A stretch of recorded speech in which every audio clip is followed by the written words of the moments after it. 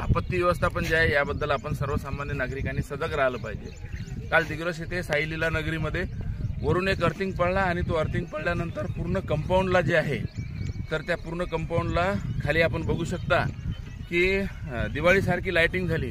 तर अशा या लाइटिंग सारख्या परिस्थितीमध्ये मग त्याला करंट लागला तर आम्ही लगेच MACBला कॉल केला, तो कॉल लागत नव्हता। त्यानंतर मग आम्ही जे इंजिनियर आहे इम्रान पटेल यांना कॉल केला व तसेच इतर लाईनमॅनचे नंबर होते आणि दोन साईडला दोन लोक आम्ही उभे राहिलो होतो। अशा याच्यामध्ये डिझास्टर मॅनेजमेंट ज्याला आपत्ती व्यवस्थापन म्हणतो आपण तर पूर येऊ शकतो, पूरजन्य परिस्थिती, त्यानंतर एखादा ॲक्सिडेंट आपल्याला रोडने झालेला दिसेल।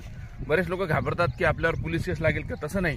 त्यावेळेला आपण 108 वर कॉल करायचा आणि आपत्ती व्यवस्थापन पूर परिस्थिती असो, कारण आपत्ती ही आपत्ती असते, ती सांगून येत नसते, तर त्याचं आपण योग्य नियोजन करा, सजग नागरिक बना व दिग्रसचे नागरिक आपत्ती व्यवस्थापनामध्ये नंबर 1 आहे आणि आपला चॅनल पण नंबर 1 आहे। धन्यवाद मित्रांनो। खरोखरच काल ही जी आग लागली साई लीला नगरीमध्ये तर वरून एक अर्थिंग पडला आणि त्या अर्थिंगला खाली जे आहे तर ते जमीनचं अर्थिंग मुळाल्यामुळं इथे हे आपण बघू शकतो की ते विजेचा तार पडल्याने लाइटिंग दिवाळीसारखी केल्यासारखं वाटत होतं आणि कुणाल सरांनी मला फोन केला आणि त्यानंतर मग असे प्रसंग आपल्यावर अनेकदा येऊ शकतात।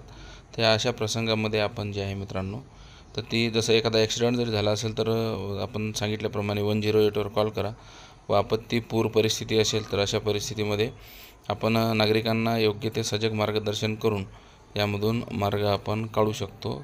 मित्रांनो, आपत्ती ही केव्हा आणि कधी येऊ शकते, जसं की एखादा ॲक्सिडेंट झाला असेल किंवा एखाद्या वेळेला पूर आला असेल तर अशा परिस्थितीमध्ये किंवा एखाद्याला साप चावला असेल किंवा आपल्यासमोर एखाद्याला भोवळ आली असेल किंवा एखादा हृदयरोगाचा त्याला झटका आला असेल तर अशा वेळेला आपण प्राथमिक जे आहे तर सजग नागरिक या नात्याने आपण घाबरून न जाता योग्य तो जे म्हणजे टोल फ्री नंबर असतात त्यावरती संपर्क साधून नेहमी आपण सजग नागरिक बनण्याचं एक आणि भारतीय नागरिक बनण्याचं कर्तव्य पार पाडावं आणि अशा परिस्थितीमध्ये आपण जे समोरच्याला मदत करू शकतो व काळजीपूर्वक अशा बाबतीत आपण काळजी घेणं ही काळजी गरज आहे। व्हिडिओ आवडल्यास चॅनलला सबस्क्राईब, लाईक आणि शेअर करायला विसरू नका। धन्यवाद।